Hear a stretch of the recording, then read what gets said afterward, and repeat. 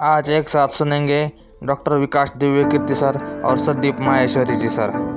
आज जो हमारे गेस्ट हैं यहाँ पर पीछे बैक स्टेज पर, उनको किसी भी तरह के कोई भी इंट्रोडक्शन की जरूरत नहीं है। आप सब लोग उनको बहुत अच्छे से जानते हैं और उनको बहुत प्यार करते हैं। Please give an energetic and warm welcome to the one and only doctor Vikas Divyakirti sir.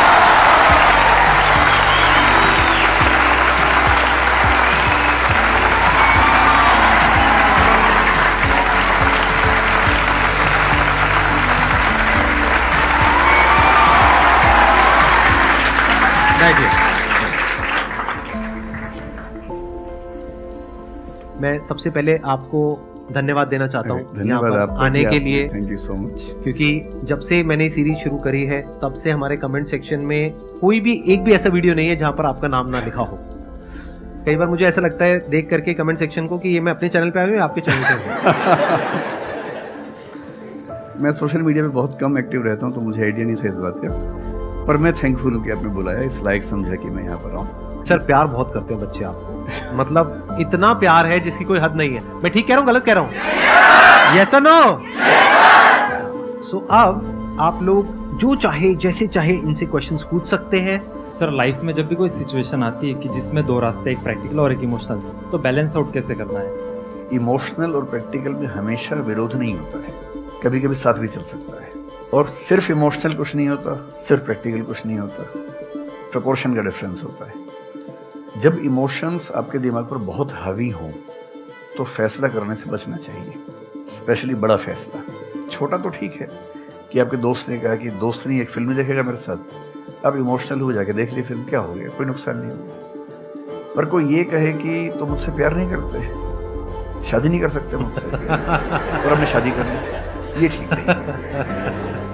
सिर्फ इमोशंस में है कि बहुत बड़ा फैसला मत कीजिएगा, चाहे वो करियर का हो, चाहे पार्टनर का हो, चाहे कोई भी फैसला हो। प्रैक्टिकल इतना नहीं हो जाना है कि आप मशीन, रोबोट या पत्थर बन जाए। क्योंकि आप कितने भी सक्सेसफुल हो, यदि आप इमोशनली सक्सेसफुल नहीं है, इमोशनली स्टेबल नहीं है, इमोशनली वेलबींग की स्टेट में नहीं है, तो आपकी सक्सेस किसी काम की नहीं है, एकदम मीनिंगलेस है। So the success in totality needs emotional happiness, emotional stability as well.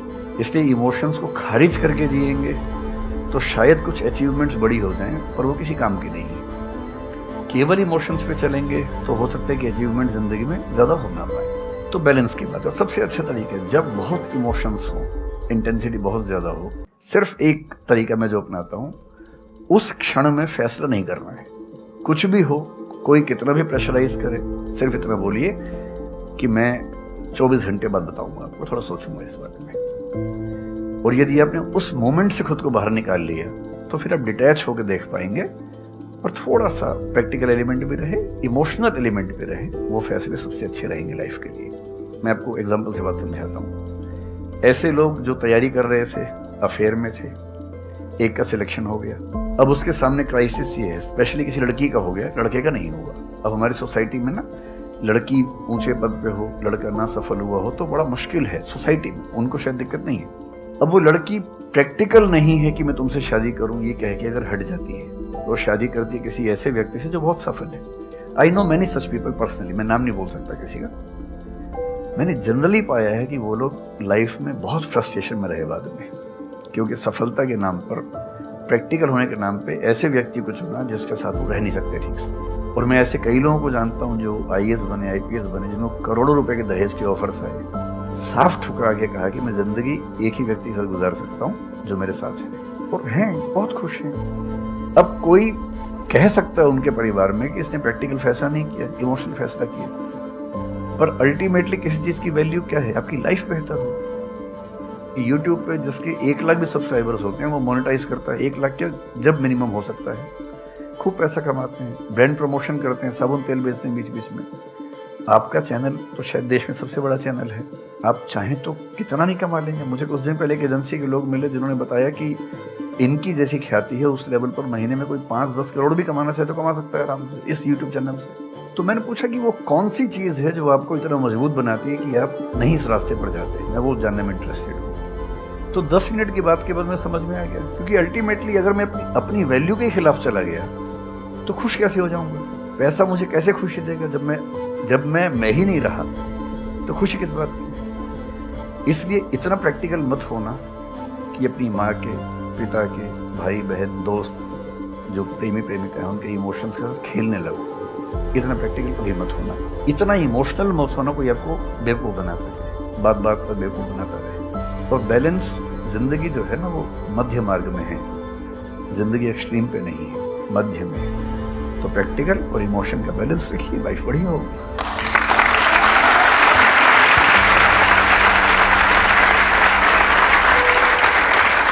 आपने सर इतने अच्छे से एक्सप्लेन किया, मेरे पास में कुछ है ही नहीं बोलने के लिए।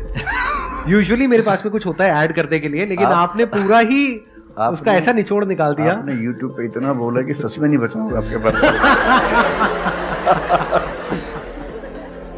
6-7 साल पहले की बात है, मेरी एक स्टूडेंट थी जो सुसाइडल टेंडेंसी की शिकार थी उस समय।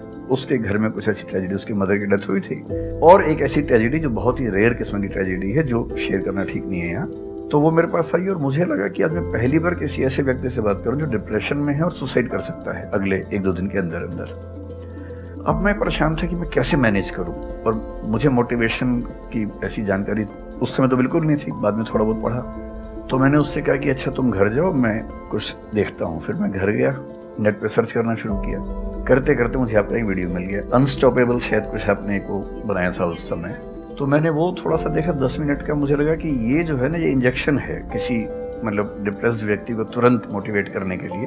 तो मुझे ध्यान है कि मैंने उसको वीडियो का लिंक भेजा। मैंने कहा देखो, जिंदगी अपने रास्ते पे चलेगी, ठीक हो जाएगी। जब जब मूड ऐसा हो, बहुत डिप्रेसिंग हो, सुसाइडल मन करे, उस समय वीडियो देखना ध्यान से, और कम से कम उस बुरे फेज से बाहर निकल जाओगे। और फिर मैंने वो वीडियो अपने फैमिली में भी 2-3 बच्चों को भेजा, जो बच्चे उस क्राइसिस में होते थे। तो मैं बहुत थैंकफुल हूँ उन सब बच्चों की जान बचाने में क्या बात कर रहे आपकी बड़ी भूमिका है। Thank you so much sir, it means a lot to me. देखो आपने बहुत बड़ी बात कह दी सर, मेरे लिए बहुत बड़ी बात है ये। नहीं, कई बच्चों की जान बचाई होगी आपने जरूर। जो वो एक मोमेंट होता है, उस मोमेंट में कोई बचा ले तो लोग बच जाते हैं, वो मोमेंट क्रॉस हो जाए तो फिर चीजें बिगड़ जाती हैं। हेलो सर, नमस्ते नमस्ते सर, बोथ ऑफ यू। मैं हमेशा से आप दोनों की बहुत फैन रही हूँ।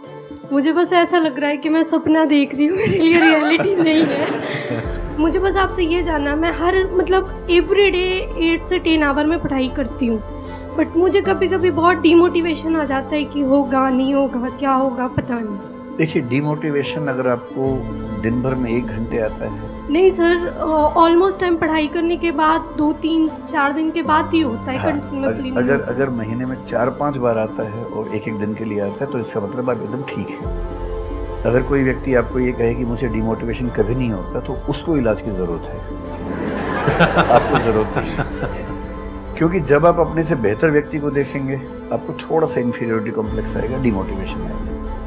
जब आप अपने से कमज़ोर को देखेंगे आपको सुपीरियरिटी कॉम्प्लेक्स आएगा, थोड़ा सा मोटिवेशन ज़्यादा होगा। जिस दिन टारगेट पूरा हो जाएगा मोटिवेशन आ जाएगा, जिस दिन टारगेट पूरा नहीं होगा डिमोटिवेशन आएगा। जिस दिन टेस्ट में आपके मार्क्स अच्छे आएंगे आप मोटिवेशन के साथ लौटेंगे, जिस दिन खराब आएंगे डिमोटिवेशन होगा। लेकिन ध्यान रखिए, जिस दिन आप मोटिवेटेड हैं उस दिन आप वजह बन गए कईयों के डिमोटिवेशन की।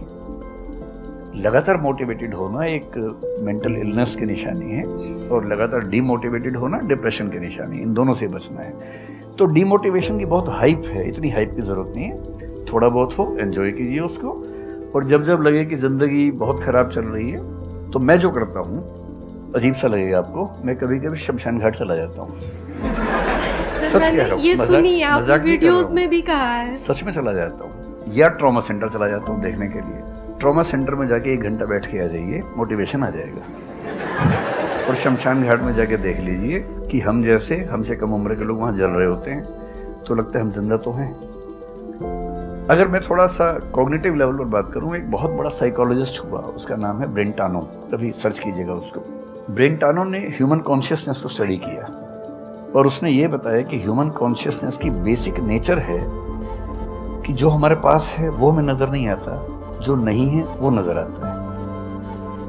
तो the consciousness of lacking something is the nature of human consciousness. इसलिए इसी बात को एक शेर में, बहुत प्रसिद्ध शेर में कहा गया है, दुनिया जिसे कहते हैं जादू का खिलौना है, मिल गया सो मिट्टी है, नहीं मिला वो सोना है। तो जो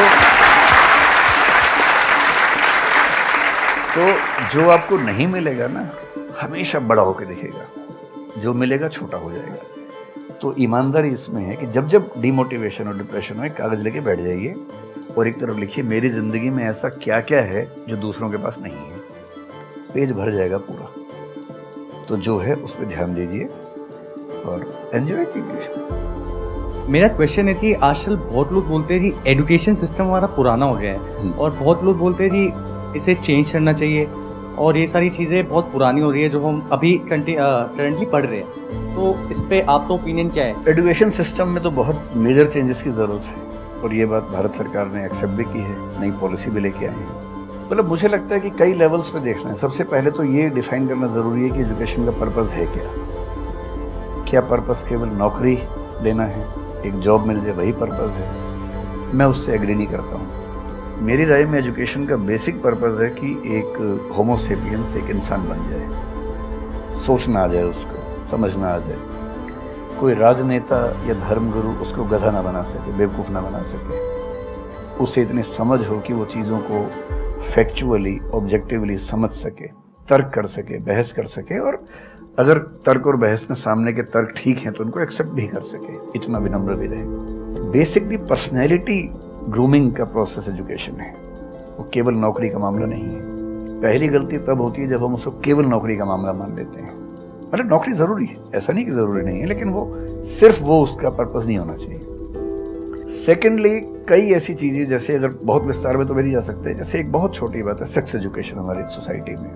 ये इतनी ज़रूरी चीज़ है।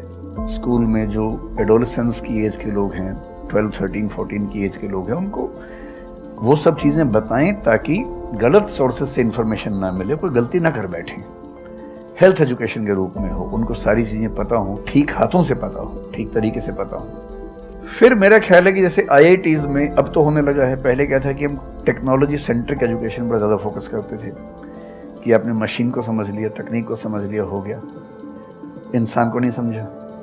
टेक्नोलॉजी पढ़ने वाले लोग समाज और इंसान से एकदम कटे हुए थे।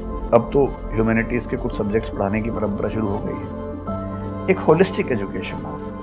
ह्यूमैनिटीज़ वाला बच्चा केवल हिस्ट्री, पॉलिटिकल साइंस, सोशियोलॉजी पढ़ता है, उसको कोडिंग का सी भी नहीं आता, टेक्नोलॉजी बिल्कुल नहीं आती उसको MS एक्सेल भी नहीं पता क्या होता है। टेक्नोलॉजी वाला सिर्फ टेक्नोलॉजी पढ़ता है, वो ह्यूमन ब्रेन को नहीं पढ़ना चाह रहा, सोसाइटी को नहीं पढ़ना चाह रहा। क्यों नहीं एक ऐसी शिक्षा हो जिसमें एक इंटीग्रेटेड अप्रोच हो, होलिस्टिक अप्रोच हो, कि हम खुद तय कर सके कि किस किस एरिया में हमें ज़्यादा जाना है और एक बेसिक अंडरस्टैंडिंग हर चीज़ की हो। तो बेसिक 3 फार्मूले माने जाते हैं। एक यूनिवर्सलाइजेशन ऑफ प्राइमरी एजुकेशन है कि 10वीं क्लास तक की शिक्षा हर बच्चे को मिले, ठीक से मिले। वोकेशनलाइजेशन ऑफ सेकेंडरी एजुकेशन, यानी 11वीं 12वीं की पढ़ाई का पर्पज़ है कि बच्चा ये समझ पाए कि उसको ज़िंदगी में आगे कहाँ जाना है। और फिर जो हायर एजुकेशन है वो सबको करने की ज़रूरत नहीं होनी चाहिए, वो शौक पूरा करने के लिए नहीं है, वो शादी का वेटिंग रूम नहीं है, वो उसके लिए है जिसको सच में आगे पढ़ना है। वो उतना पढ़े, सब्जेक्ट चूज़ करे और फिर उसमें गहराई से रिसर्च करे ताकि डेवलपमेंट के रास्ते पर अब बढ़ें। हम एजुकेशन के मामले में बहुत बुरी स्थिति में हैं। मैं तो जिस उम्र में हूँ, मेरा अब तो पर्पस भी ये बन गया है कि अब मैं उसी पे कुछ काम करूँ। एक यूनिवर्सिटी शुरू करने की योजना मेरे मन में है, जिसे मैंने शेयर भी किया था। और मैं जिस तरह का विश्वविद्यालय सोचता हूँ वो नौकरी देने के पीछे पागल नहीं होगा, वो होमो सेपियंस को कायदे का इंसान बनाने की कोशिश करेगा। नौकरी तो उसका एक पार्ट है। मतलब अब जितने भी सफल लोगों को देखेंगे जनरली, जैसे मैंने इन्हीं से पूछा, ये जिस फील्ड में सफल हैं, इनका जो करियर है, अगर मैं इसको छोड़ भी दूँ तो अदरवाइज भी जो इनका करियर है वो उस विषय से जुड़ा हुआ नहीं है जो इन्होंने पढ़ा है ग्रेजुएशन में। मेरा भी नहीं है, आमतौर पे किसी का भी नहीं है। 90% लोगों को मैं देखता हूँ जो सक्सेसफुल हैं, उनकी ग्रेजुएशन के सब्जेक्ट में और लाइफ की फील्ड में कोई लिंक नहीं है। तो बेसिक पर्पस क्या है? वो स्मार्टनेस बाहर आ जाए, ग्रूमिंग हो जाए, इंटेलिजेंस है, इमोशनल इंटेलिजेंस है, वो सब जो टूल्स हैं वो उस बच्चे को सीखने को मिल जाए ताकि फिर वो ज़िंदगी को फेस कर सके, इनोवेट कर सके, नए रास्ते निकाल सके। 1000 रास्ते दुनिया में होते हैं। तो सच बात है कि काफ़ी चेंजेस की ज़रूरत है और आप और हम मिलकर करेंगे चेंजेस।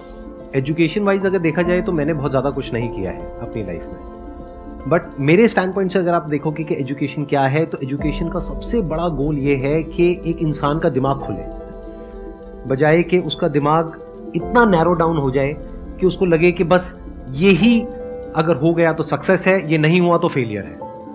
आप अनगिनत तरीकों से अपने गोल को, अपने पर्पस को, या जो भी आप करना चाहते हो उसको अचीव कर सकते हो। एजुकेशन का सबसे बड़ा गोल ये होना चाहिए, और वही मेरी कोशिश है अपने इन सेशंस के थ्रू करने की, कि एक इंसान का दिमाग खुल जाए, उसके दिमाग में एक पॉसिबिलिटी माइंडसेट आए, ना कि एक लिमिटेड माइंडसेट हो कि बस ये हो गया तो बहुत है। अब प्रॉब्लम क्या है, ये जो लिमिटेड माइंडसेट है ये बहुत लोगों का है, करोड़ों लोगों का है, तो वहां पे कंपटीशन भी बहुत है।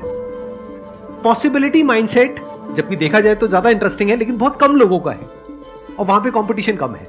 और पॉसिबिलिटी माइंडसेट क्या होता है कि कोई भी काम अगर मैं कर रहा हूं, अगर वो नहीं हुआ तो इसका मतलब ये नहीं है कि मैं फेल हो गया, इसका मतलब ये है कि मैं क्रैक नहीं कर पाया। There has to be a वे।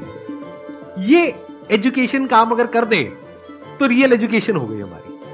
मतलब एक इंसान को, हाँ सॉरी, थॉमस एडिसन बल्ब के आविष्कार में लगा हुआ था, हाँ जी, 1000 बार फेल हुआ, तो किसी ने उससे पूछा कि यार तुम बार बार करते होता तो है नहीं, तुमसे क्यों कर रहे हो? उसने बताया क्या कहा, हर फेलियर के बाद मैं ये जानता हूं कि बल्ब इस तरीके से भी नहीं बन सकता, और अब मैं 1000 तरीके जानता हूं कि इन तरीकों से नहीं बनेगा, और उसके बाद वो तरीका ईजाद हुआ जिससे बना।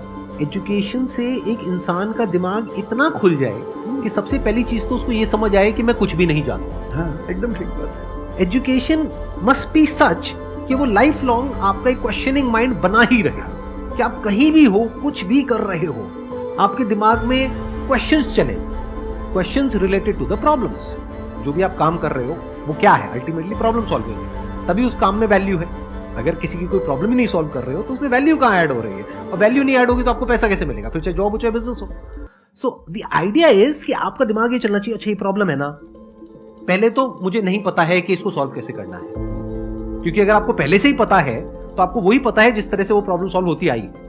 That may not be relevant in today's context, but still आप उसको उसी तरह से सॉल्व करोगे जिस तरह से सब कर रहे हैं। वहां पर कंपटीशन है, फिर आप कहोगे कि कुछ हो नहीं रहा है। सो द आइडिया इज कि पहले तो ये प्रॉब्लम है जो मुझे अच्छे से समझ आई, मैंने इस पे फोकस किया, अब इसको सॉल्व करने के इन्फिनिट तरीके हैं, एक रास्ता नहीं है, बहुत सारे रास्ते हैं, मुझे पता नहीं है। This is the goal of education कि मुझे नहीं पता है लेकिन पता किया जा सकता है। This is another goal of education. उसमें से कुछ तरीके काम करते हैं, कुछ नहीं करते हैं, ये भी हमको क्लियरली पता होना चाहिए।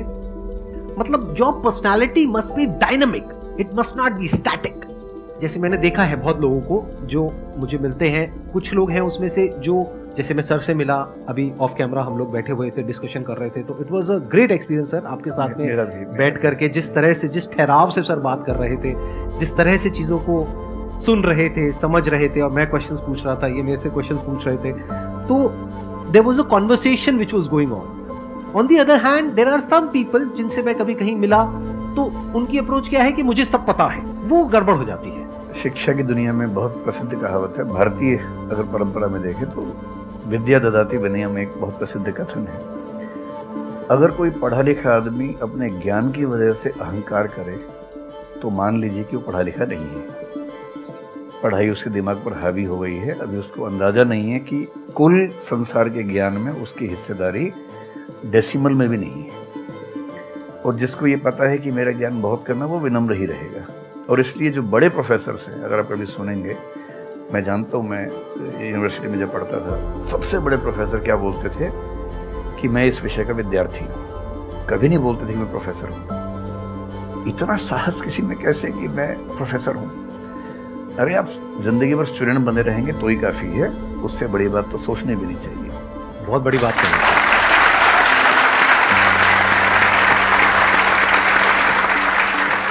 मतलब कि एजुकेशन का गोल आपको प्रोफेसर बनाना नहीं है, आपको स्टूडेंट बनाना है।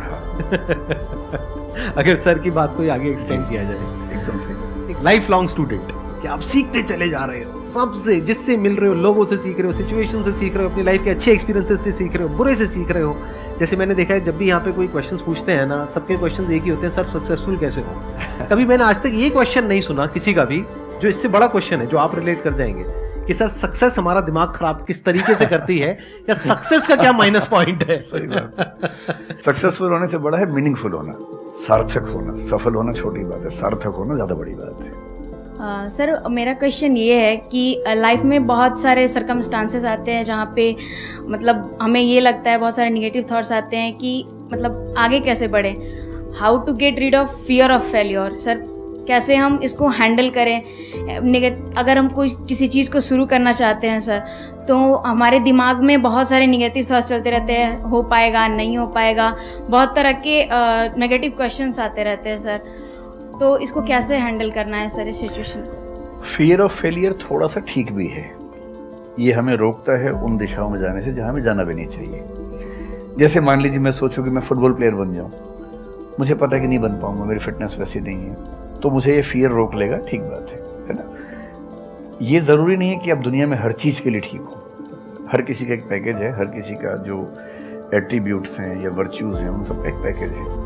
We can be good at few things, we can be best at maybe one thing, we can not be best at everything. तो ये बहुत ज़रूरी है कि अपने एप्टीट्यूड को देख के हम सिलेक्शन करें कि हमें कहाँ जाना चाहिए, ठीक है। अगर सिलेक्शन कर लिया है तो फिर फियर ऑफ फेलियर होने की वजह ये है कि या तो आप जो कंपटीशन है उस पर ज़्यादा फोकस कर रहे हैं, अपनी स्ट्रेंथ पे कम फोकस कर रहे हैं। मेरे ख्याल से स्ट्रेंथ पे फोकस करना, कुछ अच्छे लोगों की कंपनी में रहना जो थोड़ा सा मोटिवेट करते हों, अच्छे दोस्त हों, लगातार मनहूस टाइप की बात ना करते हों, ऐसे लोगों के साथ रहना, कुछ रिक्रिएशनल एक्टिविटीज़ उससे बाहर निकल के थोड़ा खेलना कूदना, मतलब फिजिकली फिट रहना, वो सब रहेगा तो हार्मोन्स जो हमारे दिमाग में आते हैं उससे, फिजिकल एक्टिविटी से, जो एंडोर्फिन्स वगैरह है, हैप्पी हार्मोन्स है, डोपामाइन वगैरह है, वो रिलीज होते रहे तो हम वैसे भी बहुत फियर से बचे रहते हैं। और अंत में मेरा तरीका ये है कि अगर मैं कुछ नहीं करूँगा तो फेल होना तय है, करूँगा तो चांस है कि फेल होऊंगा या पास हो जाऊँगा, तो नहीं करने में तो तय है कि फेल हो गया, तो क्यों ना एक बार चांस ले लेते हैं। और एक जगह फेल होऊंगा तो तय मान के चलिए कि दूसरी जगह मेरे फेल होने के चांस कम होगा, क्योंकि मुझे एक एक्सपीरियंस है प्रयास करने का और फेल होने का, और वो एक्सपीरियंस किसी ना किसी क्वांटिटी में हर फील्ड में काम आता है, मैच्योरिटी आपके अंदर आती है। और मैं एक शेर अक्सर यूज़ करता हूँ, बहुत बहुत प्रिय शेर मुझे है, और मुझे सच में लगता है कि ज़िंदगी को जीना बहुत आसान काम है, मुश्किल काम नहीं है। असली बात है कि आप प्रयोग करें, कोशिश करें, और हार जाएं तो दूसरी कोशिश करें। और मैं इसीलिए एक लाइन हमेशा बोलता हूँ, क्यों डरे ज़िंदगी में क्या होगा, कुछ ना होगा तो तजुर्बा होगा।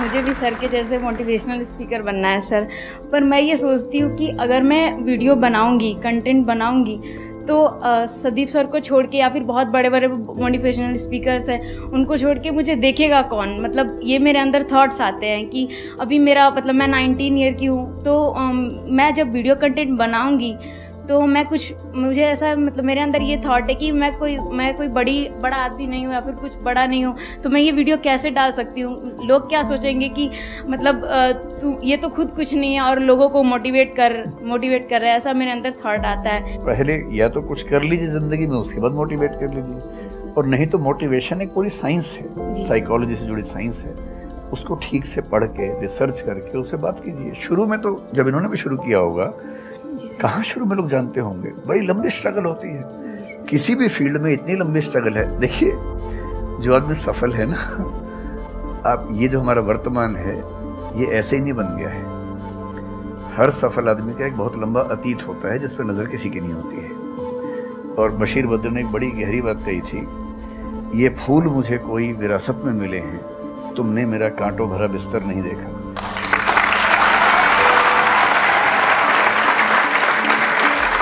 कितने साल तक ये लहूलुहान हुए होंगे, रोज छिला होगा शरीर, तब जाके लोगों ने पहचानना शुरू किया होगा। लगातार काम करने से, जिसको कंसिस्टेंसी कहते हैं, परसिवरेंस कहते हैं, बात बनती है, आपकी भी बनेगी। मैं तो कई ऐसे लोगों को जानता हूँ जिन्होंने एकदम स्क्रैच से शुरू किया और उसके बाद वो टॉप पे पहुंचे। आपने अपने क्वेश्चन में दो बातें टच करी, एक कि आपको मोटिवेशनल स्पीकर बनना है, एक है कि फियर ऑफ फेलियर है। एक तो ये फियर ऑफ फेलियर को हटाइए। अगर आपको मोटिवेशनल स्पीकर बनना है, अपने माइंडसेट को रखिए एक्सपेरिमेंटल माइंडसेट। आप ये समझिए life is like an experiment. एक साइंटिस्ट का माइंड कैसा होता है, वो ये थोड़ी ना सोचता है कि मैंने ये एक्सपेरिमेंट किया, ये फेल हो गया तो क्या होगा। उसको पता है failure is a part of success. जब तक 20-30 बार, 50 बार, 100 बार कोई एक्सपेरिमेंट फेल नहीं हुआ, इसका मतलब वो कुछ नया ट्राई नहीं कर रहा, इसका मतलब वो तो रिपीट कर रहा है। जैसे स्कूल में बच्चे करते हैं लेबोरेटरी में कि बुक में देखा बस उसको कॉपी किया, तो दोनों में फर्क हो गया ना। एक है कुछ नया डिस्कवर करना, कुछ नया क्रिएट करना, एक है जो क्रिएट हो चुका है उसको रिपीट करना। तो you are talking about becoming a motivational speaker. तो अगर आप मेरे जैसे बनेंगे तो कोई क्यों देखेगा आपको? आपको तो अपने जैसा बनना पड़ेगा ना। तो अब उसमें क्या करना पड़ेगा? अब आपको क्या पता कि आपके अंदर ऐसा क्या है जिसको लोग देखना चाहे? उसके लिए तो एक्सपेरिमेंट करना पड़ेगा, ट्राई करना पड़ेगा। एक तरह से आप वीडियो बना के डालोगे, कोई नहीं देखेगा। दूसरी तरह से बना के डालोगे, कोई नहीं देखेगा। फिर तीसरी तरह से, फिर चौथी तरह से। हो सकता है 6 महीने बाद, 1 साल बाद, 2 साल बाद जा करके कहीं थोड़ा सा कुछ ऐसा क्लिक हो जाए जो हो सकता है आपको लग रहा था कि शायद ये नहीं होगा और वो क्लिक हो जाए। बट ये सब होता उसी के साथ में जो कुछ कर रहा होता है, जो कुछ ट्राई करता है। जैसे ट्राई करोगे तो हो सकता है हो जाए, नहीं करोगे तो पक्का है नहीं होगा, जैसा भी सर ने थोड़ी देर पहले कहा।